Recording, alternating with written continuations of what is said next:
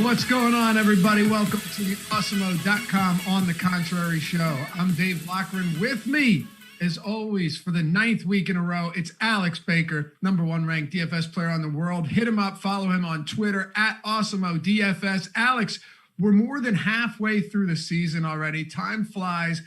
COVID, everything that we've dealt with, a turbulent week this week with the election, all of this.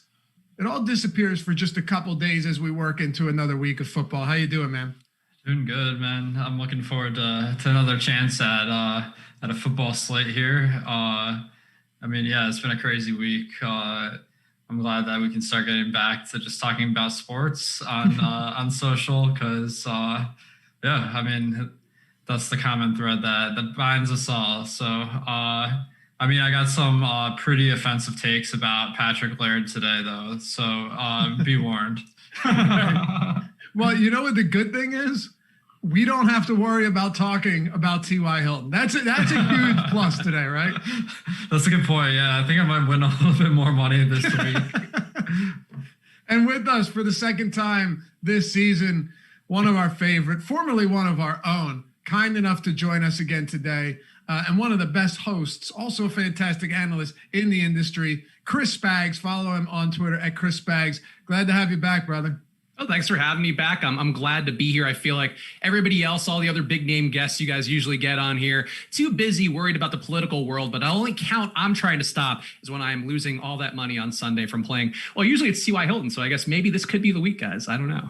Yeah, I know. And we have a lot of viewers that throughout the week are just like, you know what?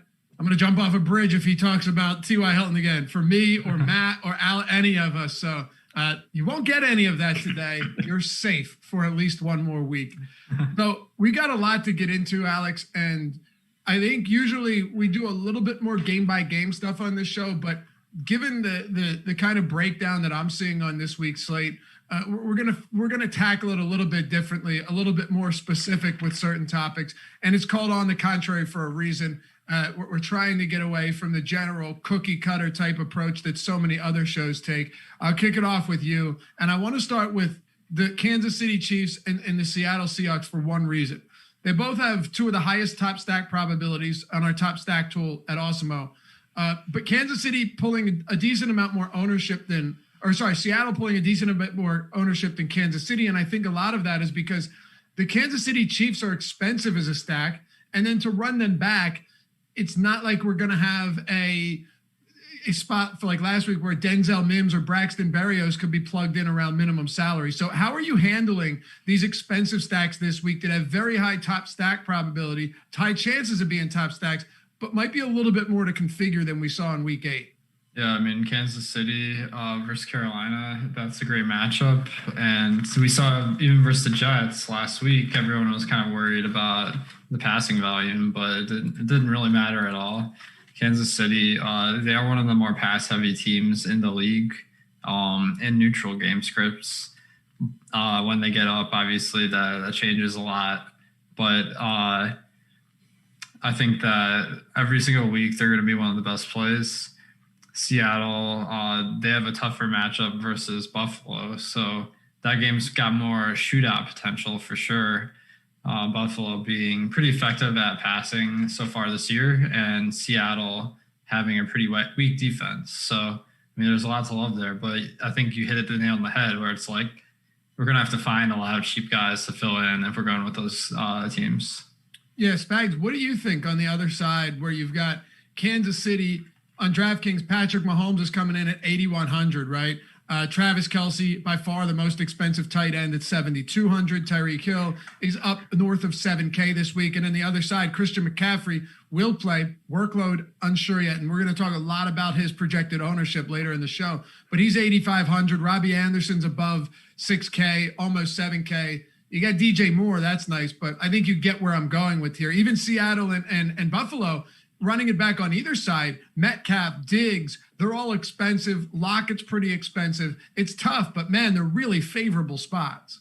Yeah, I think it's one of those situations for me where you have to have some exposure to these games. That said, with the ownership, like Tyler Lockett's a guy, on a matchup basis where I think he looks amazing. Playing the slot this year in Buffalo has been a really good spot for tight ends and the actual receivers running out of the slot. You should be getting a lot of Teron Johnson, who's getting about 1.8 yards per route covered, which is a bad mark. Whereas DK Metcalf's going to be outside, might be getting shadowed by Tre'Davious White. And, I know the matchup things tend to be, not the best, but for Seattle, we've seen week in, week out, where last week Tyler Lockett had Jason Barrett on him. He got completely shut down and Metcalf goes off with worse matchups. One of these guys is going off every week. And I think, the ownership's on Lockett. So you try to get to that full stack. Maybe you go a little different. Go Metcalf. Like, I think it's one of those slates where you have to slice up the ownership on these different matchups, the ones that are going to be really highly owned, like the Seattle and Buffalo, like the Kansas City and Carolina, because there's a lot of really defined chalk this week. It looks like going in.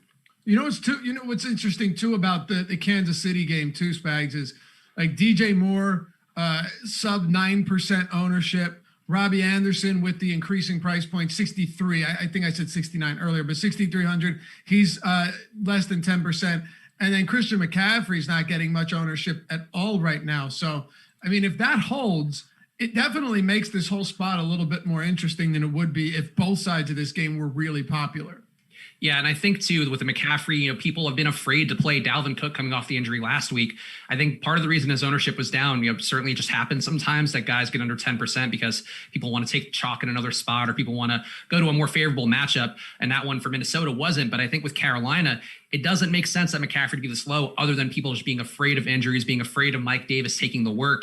And I think it's a valid question because Matt Rule has said, he wants to get both guys work, but it's McCaffrey. It's a spot where you could get those easy check downs if they're down a lot late. And I think to me, it's hard to imagine not getting at least double the field on McCaffrey. I think to me, 10% seems like a right threshold, but maybe higher if he's going to be under 5 projected by Awesemo. Yeah, no question. Dalvin Cook was I'm gonna take a victory lap here, was my top pivot call last week. And we're going to do that again today at the end of the show, our number one fade and our number one pivot of the week for all of us. And hopefully we could keep the streak rolling. But Alex, just to stay with this one more minute, Christian McCaffrey, we have him projected very low right now. And I reached out to you. You said, yeah, I think he's going to continue to be low on. He has been practicing for a while now. It looks like he could get a full workload, but we don't know. And yeah, it makes sense to the direction of thinking that Spags has, where people are worried that he might not get a lot of work or he might get mixed in too much with Mike Davis. What are your thoughts right now with someone like Christian McCaffrey, whether it be a game stack or just running him out there by himself, if he's coming in around like 5% or sub 10% at the lowest price tag we've seen on this guy probably since his rookie season? Yeah, I'm trying to look past the name Christian McCaffrey because obviously we have that associated with winning the big bucks. Because, when you look at this situation, Carolina is only projected for 21 points. And I'm worried about the workload, given that the coach says he wants to keep Mike Davis involved. Coaches lie all the time. So I'm not trying to read too much into that, but there's something to be said about, worrying that McCaffrey won't play 100% of snaps like he normally does, because honestly, there's not many players in the NFL that do that in the first place. And coming off injury, that might be a little bit too much to expect. I also think that this year, the supporting cast around McCaffrey is a little bit stronger now that they got Robbie Anderson in the mix here. And I'm thinking that maybe McCaffrey won't be quite as good. So all these are kind of leading me to think that as a contrarian play, he's fine to take a shot on, but probably not a core play for me. Okay. Is there any connection there when you look at someone like Dalvin Cook, who we've got him, coming off that big week? Now it looks like in another quality matchup against the Lions, you're going to see people jump on him heavily. He's really the only player above 30% projected ownership right now, the only person above 22%. If that continues the same way, Spags, into tomorrow, and we see similar type ownership with, and by the way, just because someone's high projected ownership or high owned does not mean they're not a very, very good play and deserving of tournament exposure just because they're popular. It's common misconception. But I'm curious to where you're at, where you got 33% Dalvin Cook, maybe 3 to 5% McCaffrey at a $300 increase. What do you say about that? I mean, for me, and this is something I've talked about a lot on the Splash Play show I do with Peter Overzet, but also talked about it with Josh and Greg last Sunday, where me taking a couple months here to have some time to really look at my process and try to take some of the things like Awesemo's top stacks tool. It's so helpful. I kind of wanted to work through that myself, and I think Dalvin Cook just looks overowned. Like I have him having a 24% chance. That's going to be negligible difference on either side. Where maybe it's 28, whatever. He's going to be 32% owned, and he has a 25% chance to be a top running back. I'd rather go some other places. Like I like James Conner pretty much every week. That's a spot where you would expect the Steelers are probably putting it down on Dallas pretty hard. I think he might be better chalk at about half the ownership. I think Chase Edmonds was somebody Lofty and I were talking about over DM. Like, I think there's enough guys here to go to, including McCaffrey, who, you can try to get that ceiling, try to get that upside with Cook, and just ignore the recency bias. Like, Cook is amazing, but is he 35% amazing at a price that's like good, but it's not 7K, it's not 6K. I think that's sort of the thing that can be a trap for a lot of the casual players out there where you load up on Cook. I don't think Cook kills you in any spot, but if he gets 20 fantasy points, like, yeah, he doesn't hurt you, but maybe you could have saved some money, gone elsewhere, got that 20, 25, maybe even a ceiling day from one of these other guys like a Chase Edmonds, no Kenyon Drake. And I think that's how I'm going to play it, is just, I'll get some Cook. So if he does go off, it doesn't kill me, but I just don't think that he needs to be that big a part of what you're trying to do if you're trying to win a GPP. There's another running back too that we're going to talk about coming in around that 15 or so percent mark that I really thought he'd be one of the chalkiest of the week. And if it holds, I love him. If you watch the NFL strategy show from Monday, Tuesday, Wednesday, Thursday, we have them every day of the week, 11 Eastern time, then you probably know who I'm referring to. But if not, you'll hear it later in the show. I think we all have a couple spots that we're pretty interested in today, whether they be low owned or high owned. But I forgot to mention it at the top of the show. We're happy to have you guys with us. You already know that, though. Hit that thumbs up if you haven't done so yet. It helps us greatly. But really the most important thing, the easiest way and the freest way to help support us here at Awesemo, specifically at the channel, is to hit that subscribe button. It's going to show up more. Videos will show up more on your browse feed. On pretty much anywhere when you subscribe. You'll also know when we are releasing new content all the time, so you're never going to miss all of this great free stuff we do here. But it really is the easiest way to help support us, and it helps us get more reach to more people, to new eyes, and we could keep doing it for free that way. That's the only real way that we can continue to do things for free, as if we keep expanding our viewership and our reach. And you guys are responsible for that. Also responsible for getting us well above 40,000 subs. So we're greatly appreciative. All right, Spags, Alex, let me go back to you here. The Bills have one of the highest top stack probabilities in our tool. If you hear me mention it, it's the Awesemo Top Stack tool. A lot of you guys know what that is already. Maybe Jordan can pull something up on the screen here. But they've really struggled a lot offensively in recent games, not all of them against the most difficult of opponents either. Is this a really good spot to jump back on them against Seattle in a game that, Vegas has projected to score quite a bit of points? And we know 55 points, by the way, highest total on the slate, and has a only field goal spread with Seattle laying 3 on the road. Yeah, I think it is. I think the Bills stack is really solid this week. They have had a couple of games where they've struggled, but over the course of the season, they've been solid with almost 8 yards per pass. And given that they added Stephon Diggs this year, that is not that surprising that they're doing pretty well. And I think you got great targets to pair up Josh Allen with. You got Diggs, Brown, and Beasley. Now, Brown has... he's like really a boomer bust guy, but he's out in the field like almost every snap. He just doesn't get targeted at a high rate. He's an interesting fantasy option because he'll be so low owned. And then Cole Beasley, it's the opposite. He's out there a little bit less, but he gets targeted a ton when he's on the field. So I like that Beasley has been seeing a little bit more work, and Gabriel Davis has been seeing a little bit less in the past couple of weeks. So that makes me bullish on Brown and Beasley. Yeah, what about John Brown for you, Spags? We've dealt with someone in Brown who has suffered several injuries, a couple of them in game, unfortunately. But he's one of the few cheap guys that actually has a relatively high ceiling in a lot of these games that are expensive to stack. Are there any other cheap spots that you could look to in this game specifically, knowing that it's the highest total in week 9? Yeah, I mean, to me, John Brown is definitely the one that jumps out right away. Not too highly owned, a 14.5 air yards per target or ADOT, depending on what you want to call that this year. And he's just going to be a fraction of the amount owned as Diggs. Like, Diggs is a beast. The Seattle defense is so bad. Like, it wouldn't surprise me if Diggs just gets that production and is the chalk player that goes off. But, they're giving up almost 360 passing yards per game, which is, they're giving him that 300-yard bonus every week. And maybe Josh Allen runs a little bit more, so he won't get there. But I do think if you're playing Josh Allen, you have to do, I'm actually curious Alex's thoughts on this, because I think Josh Allen to me would be a guy I don't mind going to a single stack with and maybe going to Diggs and then running it back with the Seattle side. But I don't feel like you need a double stack. And I kind of would worry in this spot that maybe it's not a situation where you want that because of how the Allen production can go to his legs, can go to just one guy. Like, I want to know from Alex so I can do this myself. Should I be stacking Allen with John Brown, just one guy? Are you comfortable with that? Or is it still you're trying to get to Allen with two guys? I think that, it's totally fine to just take Diggs and Josh Allen. There's no reason you have to stack two players with your quarterback. What I'm really looking for in my lineup is like a high degree of correlation. So what I wouldn't do necessarily is stack Josh Allen and Cole Beasley and just leave it at that, because I just feel like the avenue to getting there is a lot more narrow because you have a smaller piece of the pie, about 18% compared to 27%.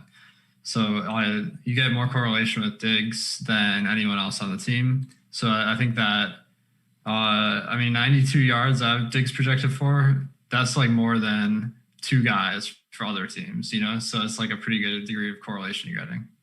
Yeah. What about on the other side of this? We talked about it a little bit, Alex, but just to dig in a little bit more now that Spags posed the question of whether or not you got a single stack, double stack this game. With Seattle, you've seen monster performances in back-to-back weeks from a Seattle wide receiver. First, it was Tyler Lockett, rattled off monster 20 target, 15 reception, 200-yard, 3-touchdown game on Sunday Night Football against Arizona. And then it was followed up by DK Metcalf erupting last week. Both of them are pretty expensive, but do you like the idea of getting to both of them here, or would you prefer to go with one, knowing that it hasn't been that often this season that both of them have had really big games at the same time? For sure, yeah. This is all a salary cap question to me, because obviously, like, in an ideal world, you would want Lockett and Metcalf with Russell, but that's going to eat up. So Lockett's 6,800, Metcalf 7,800. So that's like 14.6 plus Wilson is 22. You're committing like half your salary cap to the stack. And what's going to happen if you do that is you're going to, like, other people who do that are all going to have very similar lineups to you, because you basically have to like smash all the value plays. So it just seems like too difficult to like finish that lineup to me. Spags, I know from our premium Slack chat that there is a prop in this next game that Alex really likes, and it involves Denver and Atlanta, and it involves Drew Lock. Now, Drew Lock has not been particularly good this season, but he's dealt with a decent amount of injuries to his wide receiving core. Noah Fant got hurt. He's also attempted 40-plus passes in back-to-back games and is airing the ball out. In every game he's played this season, because he's missed a few, only one quarterback has attempted more passes 20-plus yards downfield than Drew Lock. It's just he can't complete any of them. He has a 25% adjusted completion percentage on those throws, and it's been pretty ugly. But guys like Tim Patrick and Judy are getting opportunities. And on the other side, with Calvin Ridley not expected to play, you've got Julio Jones and a pretty good Atlanta offense. What are we doing with Denver and Atlanta in what feels like it could go off, but could also be a downright disgusting game where you see 35 total points? I don't know. There's another guy in this price range who I actually should have given you Laffy to talk about, but Jake Luton, I'm a little more intrigued by than Locke if we're going to go discount hunting. Yeah. Was that too ballsy of a call already? I guess it is on the contrary. It is. Luton to me is a big arm dude coming in who I think can be different than Minshew, who's been more of a West Coast QB in that offense, not throwing it downfield as much. But to go back to Denver, though, Locke, I think you're right. He's creating a lot of value. 5.4 deep throws per game for him. Those are the throws over 20 plus yards. Also, his intended air yards per target, 10.7. I think actually might be the highest mark on this slate. So Locke is throwing it downfield. That said, I just don't trust him to have enough value to make for two guys. Like, I don't want to do a double stack with Drew Lock just because I don't know. Like, I think Tim Patrick can get there. He's been trending upwards, though he still was limited in practice. So I worry, maybe he is one of those guys who comes out last minute. If he were out, Jerry Jeudy, Deshaun Hamilton get the looks a little bit more outside. Jeudy, I think, led the league in air yards last week, or at least is one of the top 5 guys in that category. So I think it's more likely that Lock creates opportunity for one of these guys. But I think if you're going with Lock, like for a prop bet, sure, if you got something on Odds Shopper, you like some of those stats on there or some of the options you have when you're going through those, I think that makes sense. But for DFS, I like, could you imagine your night relying or your day relying on Drew Lock? That's just not somewhere I want to be. No, you're right. And I'm more so interested in a lot of pieces of this game, maybe not Drew Lock himself. Alex, just a strategy question here. I remember a few years ago, we used to, and you'd see this very often, people would load up on cheap quarterbacks each week. Like that, sometimes you'd always look to see if there's some discounted quarterbacks. And I suppose you see that to some extent today, but it's more like, hey, which really good quarterbacks are a little bit underpriced? And we'll get to one in a moment. But it doesn't feel like, with how high scoring these games have been and with how high scoring the league has been this year, that the cheap quarterbacks have been able to push you up over the top in most cases. Maybe I'm wrong because I haven't dug into it, but what are your thoughts on cheap quarterbacks and then also Drew Lock this week? Well, I think part of it, I mean, I feel like quarterbacks are just priced higher on DraftKings this year than they were last year. So like the cheap quarterbacks last year were just better than the cheap quarterbacks this year because there are more of them. I don't have any evidence to back that up right now. So I have none to back mine up either. Okay, well then I don't feel bad. But yeah, I think Drew Lock, he's just a guy that he has pretty bad efficiencies right around like let's see here. He's averaged 6.5 yards per attempt this year. Going to Atlanta, I mean that they have a dome and their pass defense has been pretty bad. So we can expect him to be a little bit more efficient, but that still doesn't equal a big day on average. There's intriguing talent with Jerry Jeudy and now Tim Patrick's back, no Fant. But as far as offenses to succeed, I feel like this is one of the least likely. And when I'm looking at the number of passing attempts, I feel like that is pretty hard to rely on from week to week. Like, for instance, Carolina, I have them as being 41% rushing at neutral. Teddy Bridgewater has thrown less than 30 attempts in the last 3 weeks. Denver I have as rushing more often, and Drew Lock has thrown 40 attempts the last 2 weeks. So it's just like a lot of variance from week to week in that. And I'm not really thinking Denver is a high volume passing team. Okay. Yeah, I guess the script will also play a role in this. What about on the other side when it comes to Atlanta, Alex? Is under the assumption that, because Calvin Ridley's status has been kind of weird. Have either of you guys seen confirmation one way or the other on him? Because originally I saw that there was no way he was going to play. And now I'm still seeing him listed as questionable. Yeah, I think I had him in earlier in the week, but then Matt Gajewski was like, yo, the initial estimate was 1 to 2 weeks out. I mean, I don't think we need to stress about it too much because when lock happens, we're going to know one way or the other. So I think I'm just assuming he's out until we hear otherwise. Okay. Yeah. And then Spags, obviously with Calvin Ridley out, that will absolutely skyrocket Julio Jones ownership. No doubt, given the fact that his price point isn't egregiously high at all. I mean, he's cheaper than Stefan Diggs this week and only a couple $100 more expensive than a few other quality receivers. But at $7,200, it's a lot different than him being $1,000 more expensive like DeAndre Hopkins is for this week. Yeah, and I think too the target share, like you kind of intimated there with Ridley. If Ridley is out, he has to throw somewhere. And Olamide Zaccheaus or Christian Blake, whomever else they're going to bring in there, they're not going to take as much of a share as Ridley has. Ridley's been so involved. Also, getting a ton of end zone targets per game. He has the most red zone targets on the team, 2.6 per game. Like, Ridley has a very important role in this offense, and I do think the default is to go to Julio. That said, I still would want to sprinkle in some Russell Gage. I still Hayden Hurst looks a little bit overowned to me, but I think it's smart to take some of these guys, but I don't see how you get away from having at least 20% Julio. Like, he's going to be owned, but if Ridley's not out there, like Matt Ryan has to throw to somebody. They're throwing at one of the highest rates in the league, throwing about 56% of the time. And even against Denver's defense, like, it's still Atlanta. They're still one of the most high octane passing offenses we have. Like, I think Julio is one of the better chalk plays this week. And some of the value guys, if you want to get, within lineups without Julio, I think that makes a smart move as well. Yeah. And when you look at somebody like Todd Gurley in the backfield, it's not exactly like they've been efficient on the ground, despite trying to get Todd Gurley the ball as much as possible, particularly in favorable game scripts.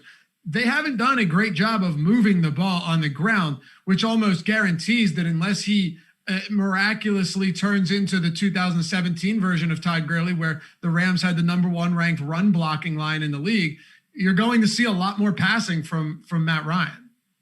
Yeah, I would think so. And, the Denver defense, certainly not a pass game funnel by any stretch, but they have been pretty decent against the run in terms of, especially in the goal line area. Very good against the run, yeah. Yeah, so I think it's interesting to me to go to Julio. And normally those chalk receivers, we know, you guys talk about it every week here. They're one of the most volatile positions you'll find in NFL DFS. But I just think Julio, we know the floor is there and the ceiling. We've seen it in games with Ridley. And if he gets to the looks that you want, it gets that 10 target kind of share.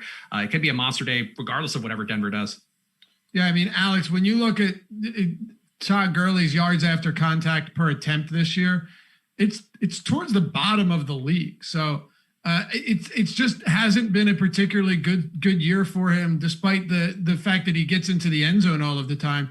We'll close this game out with your thoughts on Atlanta, and if there's any sneaky spots here with Calvin Ridley expected to sit. Yeah, I don't think Neil Orfield is worrying about the Atlanta rushing efficiency. So we know that Todd Gurley has that $1 million upside. Yeah. He will be contrarian this week, and maybe if everyone's on Julio, if you play Gurley, you're just playing for this game script that other people aren't. That being said, not a great play, but someone to consider. The other guys with Ridley out, obviously Julio is in a great spot.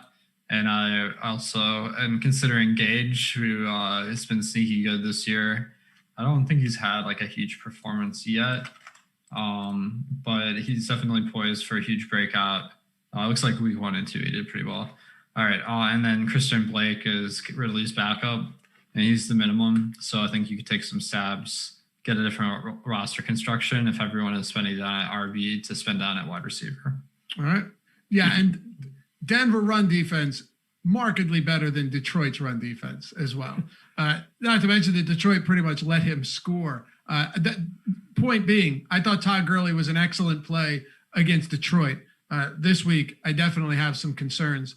Spags, if we talk about some lower owned players that, based on their performance this year, they're kind of deserving of lower ownership and discounted price points. But as we all talk about on these shows, on every show, particularly here at Awesemo, it's not always about like, what have you done? What haven't you done? When you factor ownership in, when you factor the salaries in, sometimes you just have to open your eyes to the idea that, hey, that's a pretty good play in a pretty good spot, and I might hit on that. Now, when it comes to Lamar Jackson, his ownership is down there in the 2% range. He's $6,900, $100 more than Justin Herbert. Imagine that. And the game has a total upwards of 49 right now. They have an implied total of 25, but there's really no interest in Lamar Jackson for many people this week, despite dropping below $7,000. Are you willing to roll the dice on him, or are there just too many options in the same area that you'd rather get to? So I've been playing Lamar every week because he's been at this 3 to 10% range pretty much every week, maybe besides week one. And one thing that jumped out to me, which surprised me, because I was running some Lamar double stacks, and we talked about that with Josh Allen, where maybe you don't have to double stack. You just, as Alex mentioned, you just want to get the correlation with the guy who's going to have the most correlation. But did you guys know that Marquise Brown and Mark Andrews haven't both gotten over 20 fantasy points since week one of last year, where they had that blowout against Miami? Like, do not double stack Lamar would be the one thing I would say, just from the jump, because that's burned me over and over again. Totally but that agree. said, going against the Colts defense, like the Colts have not played anybody like Baltimore who can get run game results against anybody, who can make it happen. I think it's worth playing Lamar in the hopes you get that upside day that we haven't seen yet, because people just might forget, like, this dude was the MVP last year. He broke so many slates. He was priced up to like 8,500 at one point last year. And I agree, he's just too cheap to not have some. That said, I just wouldn't treat him like a traditional quarterback. I would treat him, I personally might run some naked Lamar out there just because I think it's still a viable approach with him in a way that it isn't for a lot of other guys. But I think it's worth having the exposure, because I think people are just sleeping on this game, and the over-unders come up a little bit throughout the week too. So maybe the defense is here people are a bit afraid of, and maybe they shouldn't be as afraid as they are. Alex, PJ Benji in chat says, LMAO, how is this a question? Who fades Lamar Jackson? Well, probably 98% of the field based on what we have. Marcus Brown's ownership is very low. Mark Andrews is very low. The double stack, to me, as Spags pointed out, feels like a spot I'd probably want to get away from. But I'd love to hear where you stand on Lamar this week, knowing that while he hasn't been great, he still has slate-breaking rushing upside, even though maybe we haven't seen a ton of that in 2020. Well, it just sucks that we can't run it back with T.Y. Hilton, I would have to say. You had to get it. You had to sneak it in there. Yeah, I think Marquise Brown, it depends on the site. He's super expensive on DraftKings, really cheap on FanDuel. So on FanDuel, like the Lamar Brown stack kind of builds itself. Mark Andrews is a lot cheaper on DraftKings, so I think it's hard to love like the Baltimore stack, because the efficiency this year has been a little bit worse, only 7.1 yards per attempt. And then you have a team that much prefers to run the ball than pass the ball. So as far as what I'm expecting out of this team, it's not a ton from passing. But that doesn't mean Lamar Jackson isn't a great play, because he just has to get a couple touchdowns to Brown or Andrews and then run for 100, and you have a slate breaker. So that's definitely not hard to imagine. Yeah, it's not. Who would your favorite, if you were to stack him, who would you prefer it to be with, and what would your preferred run back option be? If you went that route. I think probably Andrews on DraftKings and Brown on FanDuel. And then I'll throw some love to Devin Duvernay on DraftKings because he's 3K. That could just be a piece that makes it work. And then on the Indianapolis side, it's tough with T.Y. Hilton out, Zach Pascal, and Michael Pittman, Marcus Johnson. Those are the three wideouts. I mean, I don't really have a huge preference, but Marcus Johnson is 3K on DraftKings. So he's really cheap, probably the best overall play because of that. Okay. Bags, so much to get to here on the show. So much. But we have an amazing promo code that, it would just be dumb of me not to tell you about it. It would be a massive, massive detriment to your livelihoods if I didn't tell you about this, because we're doing 50% off everything on the site until Friday, November 13th. If you use the promo code Augusta, AUGUSTA, you're going to get 50% off all of the Awesemo Plus Platinum weekly pass. That's 50% off. It's basically you're paying the price that you would pay for just the NFL content. Now you're getting everything from PGA to UFC. Is NASCAR still happening? Is NASCAR still going on? You Last week. Okay, you got NASCAR, esports, everything. Anything that's still in action, it's on the site. If they have contests on FanDuel, DraftKings, you name it, we have premium content for it. You're getting all of the ownership projections for all of our sports, all of the player projections, the lineup builder, the top stack tools, all of our incredible showdown content. the premium Slack chat, which if you are a premium sub, you should be in that already. But if not, hop on in. You got people talking sports, DFS, you name it, around the clock. You can get the Fantasy Cruncher add-on if you're MMing, if you're playing a lot of lineups, if you wanted to crunch them. All of these tools, Alex, you're seeing them right there. He created all of these. He built these. He uses these tools, and they've done quite well for him. You know, the results speak for themselves. But if you want to get in on this and you missed out on the pumpkin promo that we had that a lot of people took advantage of, now you've got one that's probably even better. Augusta, 50% off, Awesemo Plus Platinum Weekly Pass. That's all sports. You got through Friday, November 13th to check that out. And if you don't want to do that and you just want to dip your toes in the water, our Express Pass for each week for NFL includes all of the showdown content. It includes an Express lineup builder tool, Express top stacks tool, the NFL top plays tool for showdown. So there's many different ways you can take this. There's something for everyone, no matter what your budget is. Go to awesemo.com/join and check it out today. All right, Spags, back to you here. Houston and Jacksonville. The Jags are getting 6.5 points. You already alluded to Jake Luton being a potential option of yours, making his first career start, his first snap at the NFL level against the Houston Texans, and he's only a 6.5 point dog. What does that say about this game? And are you actually willing to not only play Luton, but stack up this game with several pass catchers for the Jags? Where do you stand on this? It's a weird spot. So it is a weird spot. I think to me, the Houston, really the Texas teams, I guess Dak going out has kind of changed the equation for Dallas a bit, but really you play anybody who's playing these teams on a given week and you're generally going to get pretty decent production because both pass defenses are so bad, combined with the fact that both passing offenses are pretty high octane, had that upside. We all know the Will Fuller, the Brandon Cooks, like those guys can break it open pretty fast. So to me, I just think it's a spot where Luton's going to have to throw. I think the fact that they went to this move, like it was one thing where I know a lot of people out there aren't reading Big Cat Country, checking on all the Jacksonville Jaguars local fans talking, but like people were excited for Luton. And I'm the Pac-12 guy, USC. I don't know where they are right now, but disappointing me. Great to have them back in my life. But Oregon State, Jake Luton was a pretty good thrower. And somebody in the chat was talking about he's bad under pressure. He's bad. Well, first of all, good news. Houston doesn't get any pressure. They have a 19% pressure rate.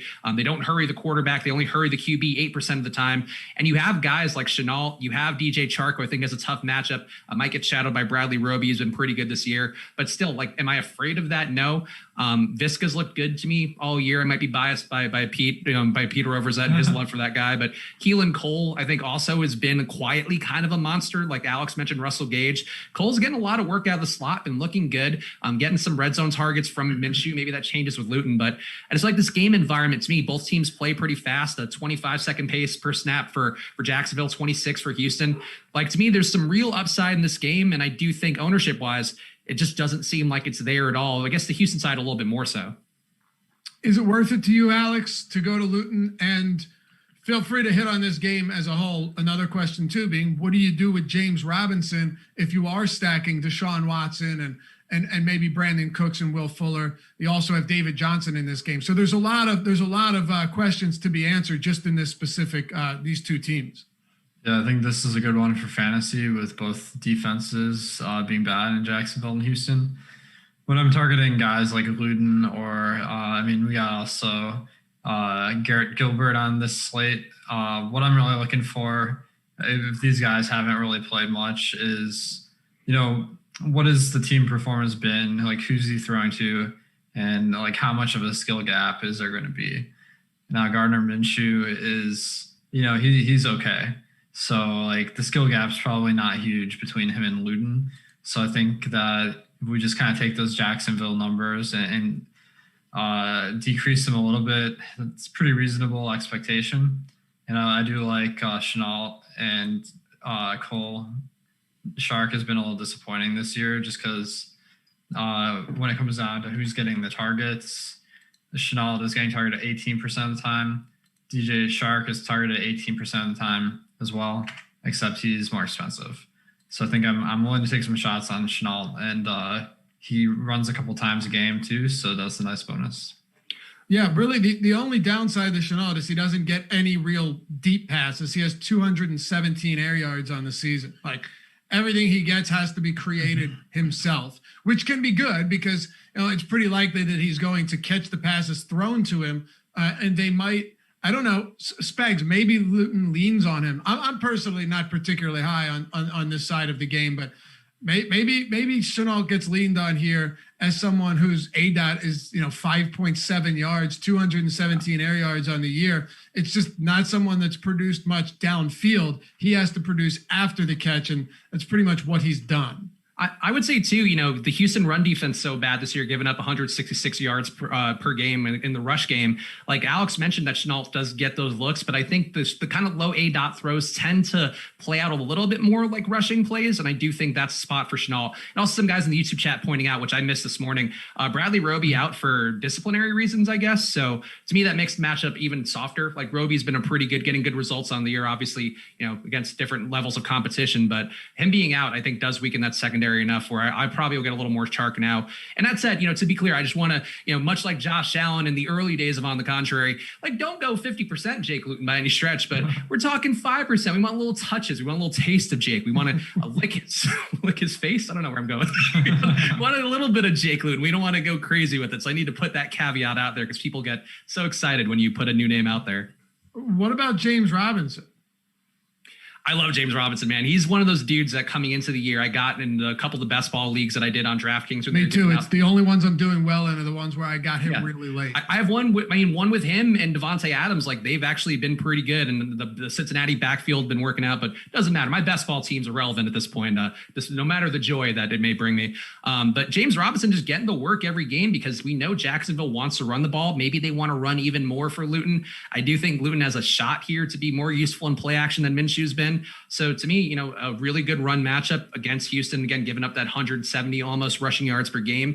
And Robinson just good for 20 touches, gets some catches too, is kind of, for the most part, taking some of that pass game role for Chris Thompson. So maybe if you don't play Luton and you just don't see the value in him that I see, like I think playing Robinson and playing Shenault or Chark, like I think that's not a crazy move in this game.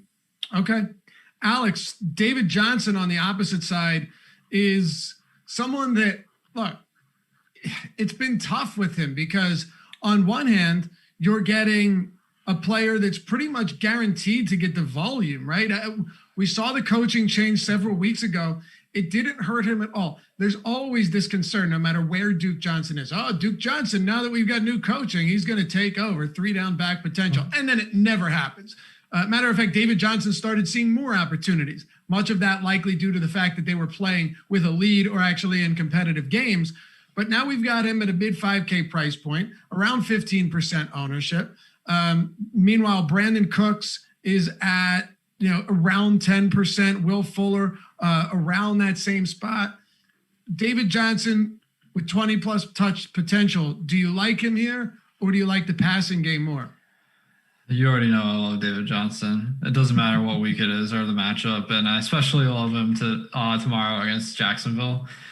They, as a team, Houston has been pretty mediocre running the ball, and David Johnson has had a pretty bad season so far. I'd say he hasn't really put it all together in one game, but he has had games where he's gotten like 90 yards. So I think the potential is there. It just hasn't hit yet.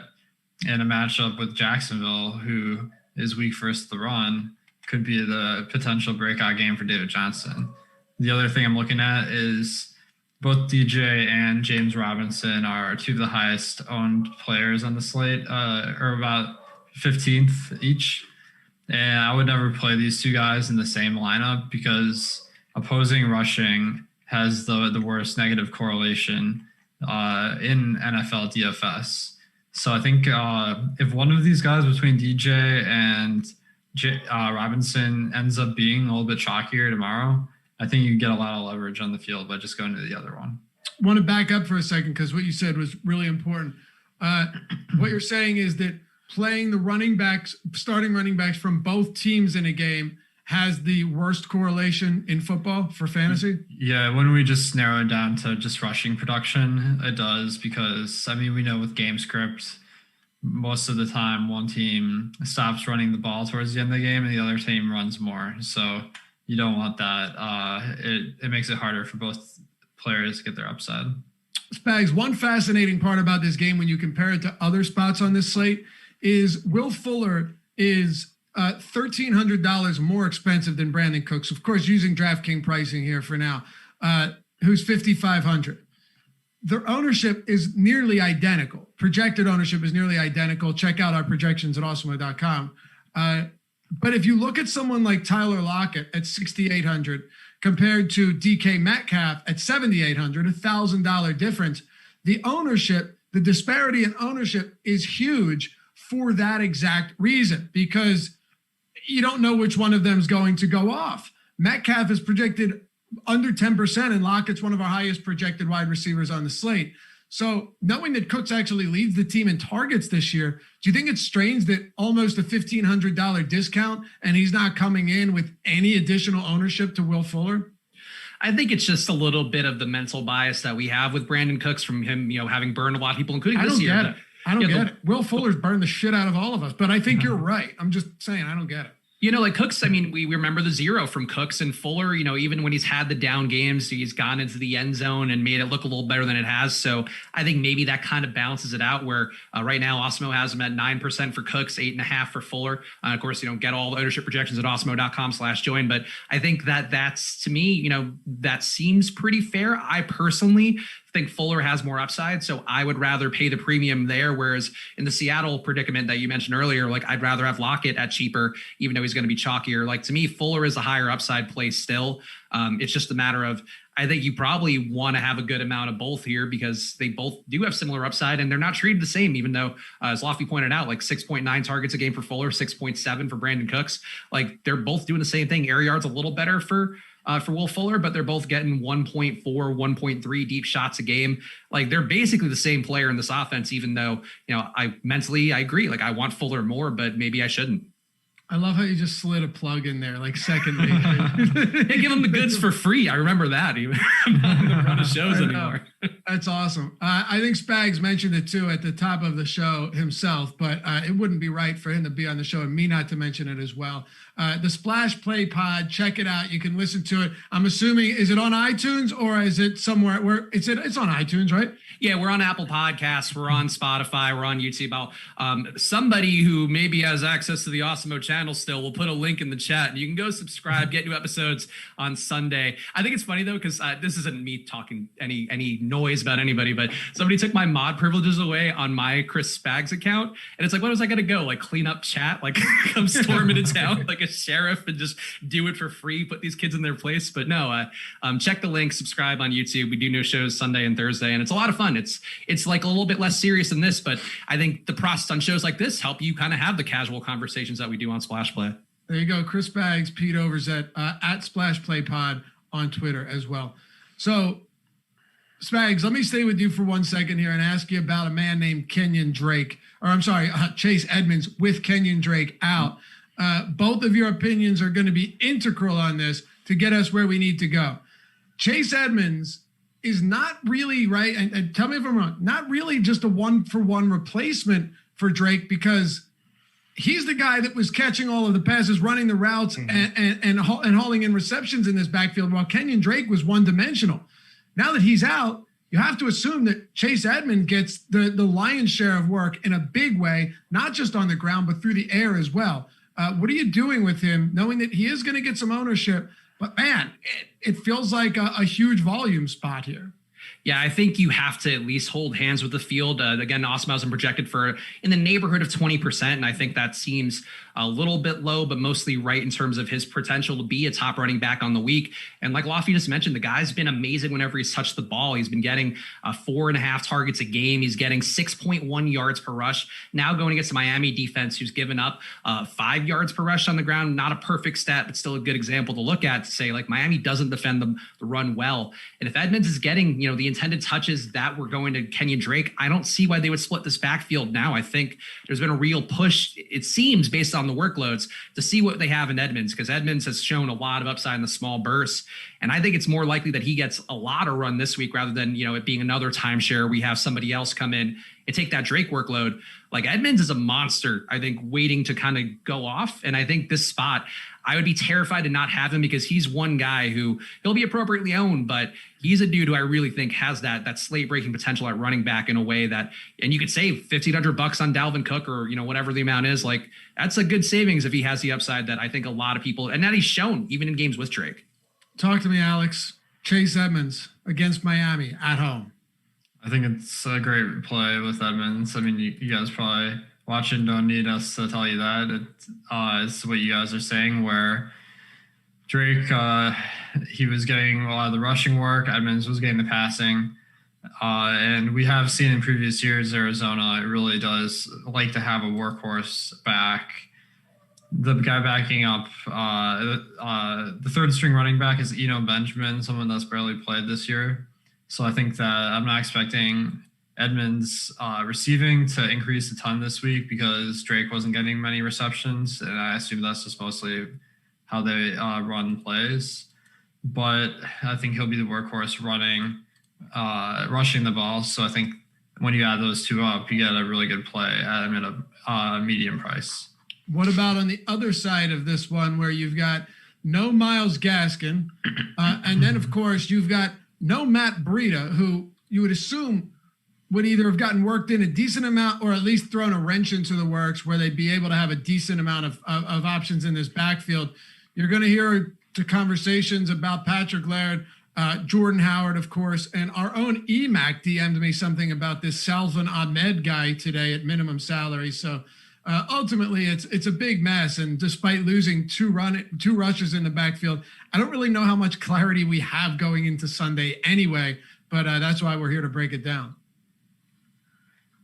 Yeah, so I think Miami, the Breida and Gaskin being out, I mean, that was pretty much 100% of the running back snaps. So we're definitely expecting that production to be going to just a couple of guys, Jordan Howard and Patrick Laird. And I'm intrigued by what EMAC had to say about Salvin Ahmed because I don't know much about him.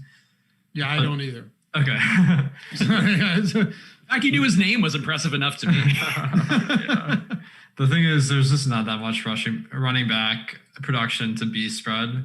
I mean, Gaskin, when he was healthy and a workhorse, he was kind of like a mid-range option every week, split it between two guys, and Howard and Laird, and both look pretty underwhelming.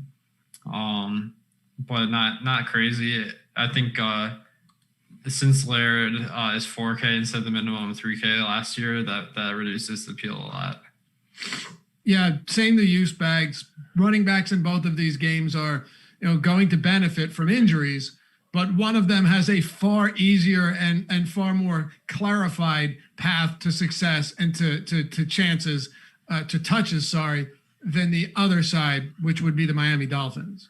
Yeah, like I get the idea with going with Laird. I do think that Jordan Howard's role is going to be a little more, getting those 3 downs of runs because that was what they were doing in the beginning of the year before they just decided they weren't getting as good of results. And really Howard wasn't that great. I mean, his main value was that he got a lot of touches within the 5. He was getting 2 carries per game, I think, in the 2 games that he had there within the 5-yard line. So maybe Howard falls into the end zone.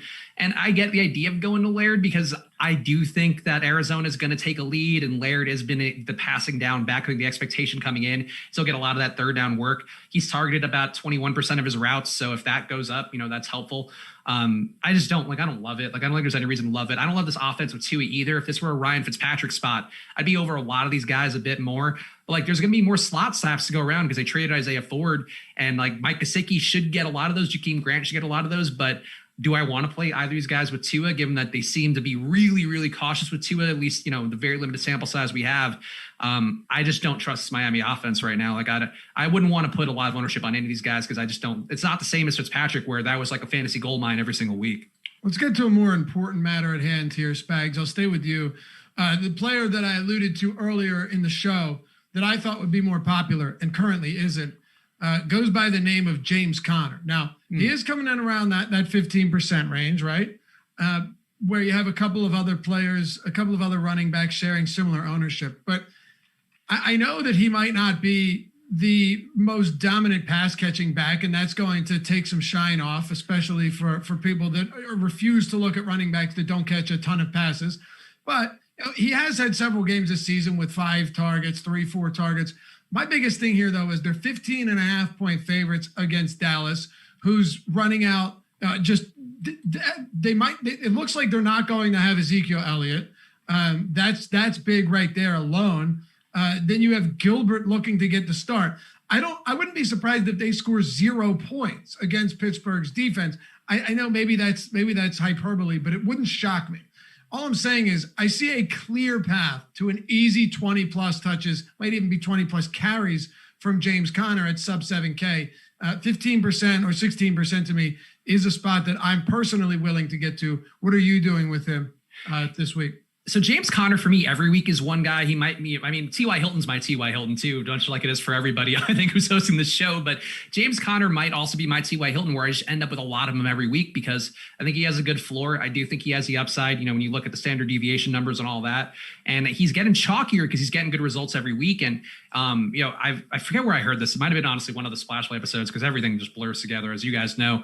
But if Conner gets one more touchdown, in one of these weeks, you're probably looking at him differently because he's been there. He's been getting the red zone work. Sometimes you take him out, put Benny Snell in. Sometimes Chase Claypool gets a jet sweep for a touchdown or gets, whatever kind of those little touch passes that quarterbacks love to pad their stats. But if there's a week where Conner just runs it in and gets it done, this should be the week going against Dallas. 5.1 yards per rush, 171 rushing yards per game.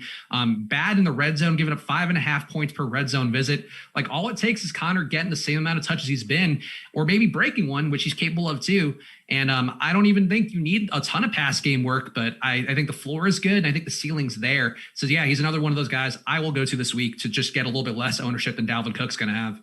171 yards allowed per game on the ground from the Dallas Cowboys defense, Alex. That's a pretty robust number. Yeah, definitely. I think Conner is a good option this week for the reasons you guys mentioned. So, I mean, he's the workhorse back in Pittsburgh. He saw 100% of the rushing attempts last week. Benny Snell didn't play at all from what I can see. And, I mean, they didn't run the ball as much, only 15 times, which was a factor in that. But we have seen Conner get 20 touches in week 7 and 8. So if he gets 20 touches and he's going up against Dallas, whose defense this year has been miserable, I mean, it's pretty easy to see that adding up to a big day. All right, and we'll close it out with this before we do our top fade and our top pivot of the week. By the way, NFL rankings and the MMA Top Fighter tool, both of them free at awesemo.com today if you wanted to check that out. Alex, your thoughts on the potential that Ezekiel Elliott sits? Well, I think Pollard is a really good value now. Garrett Gilbert coming in, I mean, that's a big question mark. He can't be worse than Ben DiNucci. At least that's what I hope. Which means Dallas is going to have trouble scoring points. But with Pollard, it's all about the workload. So I can't really see a ton of action going to Rico Dowdle, who's the third string running back. And Pollard is 4K. So it's a spot where the probability of a bust, even if he doesn't get a touchdown, which is pretty likely, isn't that high. All right, let's do it. We've got a couple minutes, then we're up against it. Spags, our top fades and our top pivots of the week. We'll go around the horn here. Your number one fade of the week and your favorite pivot of the week. Quick disclaimer: fade does not mean you don't play anybody. You don't play him at all. If Alex ends up giving you a fade and he's in a winning lineup, but he really only has a couple percent of him compared to the field having 30%, it's pretty much a fade. So just so we're all understanding of that. Spags, give me one each. Top fade and favorite pivot for week 9. Justin Jackson, I think, is going to be my favorite running back. I get the price points kind of appealing, but if we do have Tony Pollard in there, I think just tie it back real fast. Garrett Gilbert's actually not a bad quarterback. He was the AAF MVP. I do think with the blitz that Pittsburgh runs, the highest blitz rate in the league, about 40% of the time, 45%, depending where you're looking.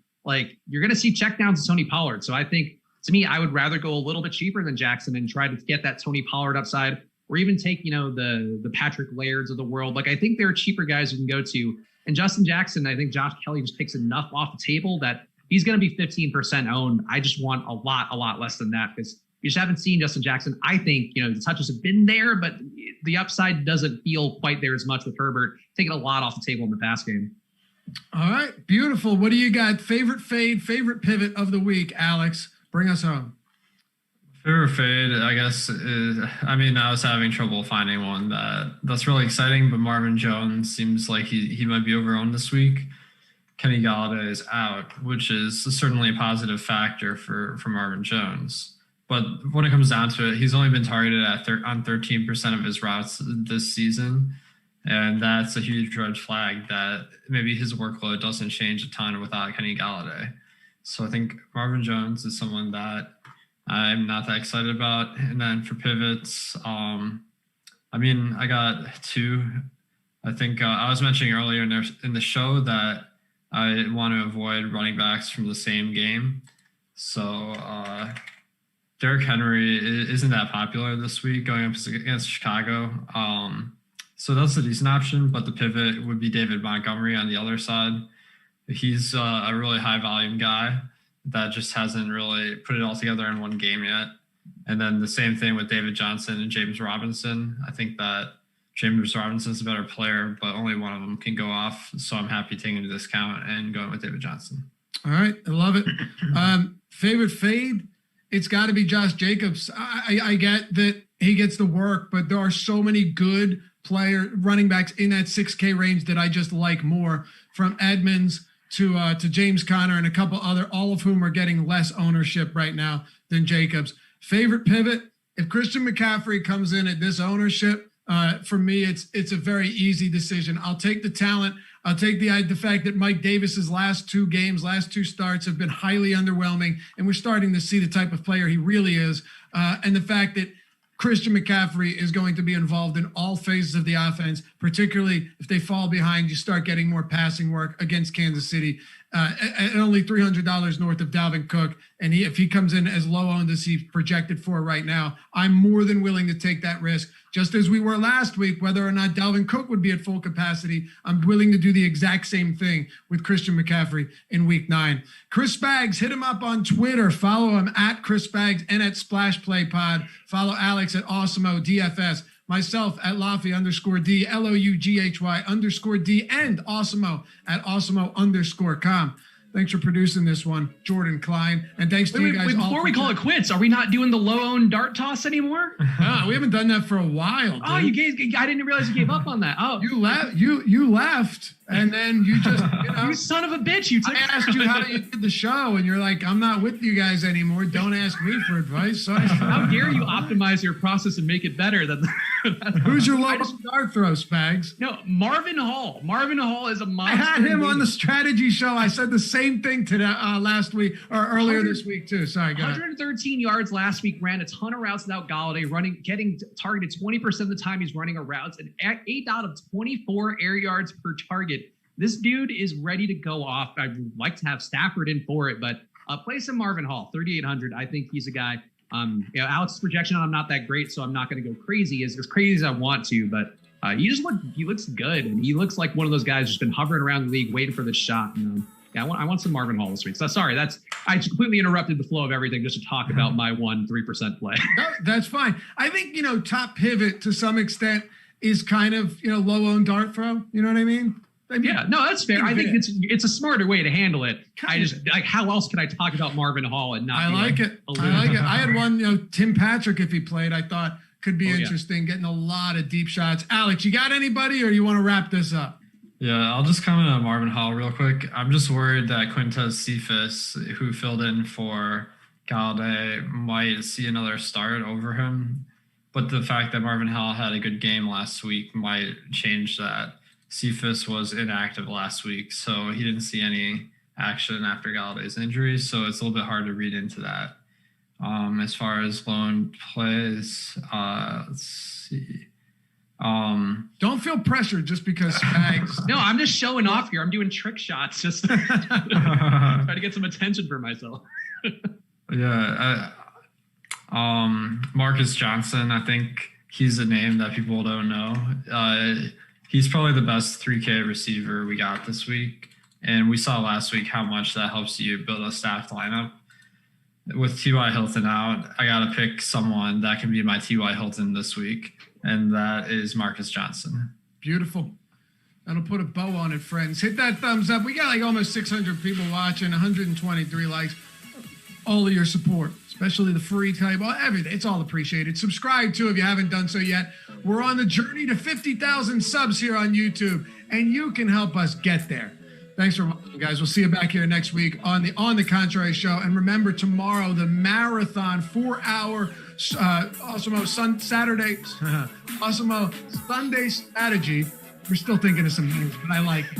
9 a.m. Eastern time, all the way up till 1 p.m. Hopefully you'll join us for some of that. Hopefully all of it at least. We'll see you back here soon, tomorrow morning.